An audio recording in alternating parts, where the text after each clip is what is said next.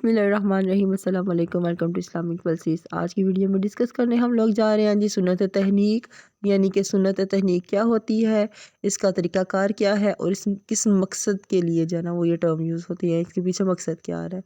तो बाकायदा video start करने से पहले वीडियो को मुकम्मल देखिएगा और उसके बाद लाइक भी कीजिएगा, कमेंट में बताइएगा कि कैसी आपको वीडियो लगी है और मज़ीद किस टॉपिक में हम लोगों को वीडियो बनानी चाहिए, और साथ में शेयर भी बाकियों को कीजिएगा ताकि वो इससे फ़ायदा उठा सकें। जी बाकायदा टॉपिक डिस्कस करते हैं हम लोग कि जी सुन्नत तहनीक क्या होती है। तो सुन्नत तहनीक है जी एक इस्लामिक सुन्नत, और इसमें नौज़ायदा बच्चे के मुंह में खजूर या कोई मीठा नरम करके डाला जाता है, और ये सुन्नत नबी सल्लल्लाहु अलैहि वसल्लम से भी साबित है, और आप सल्लल्लाहु अलैहि वसल्लम ने बहुत से बच्चों की पैदाइश के बाद उनके मुंह में खजूर नरम करके डाली थी।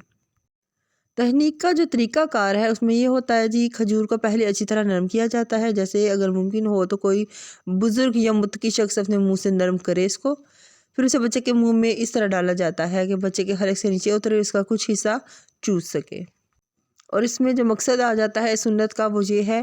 कि कई रूहानी और तिब्बी फ़वाइद भी इसमें शामिल है, और इस अमल के ज़रिए दुआ ली जाती है कि जो बच्चा है वो बरकत वाला, नेक और सेहतमंद हो।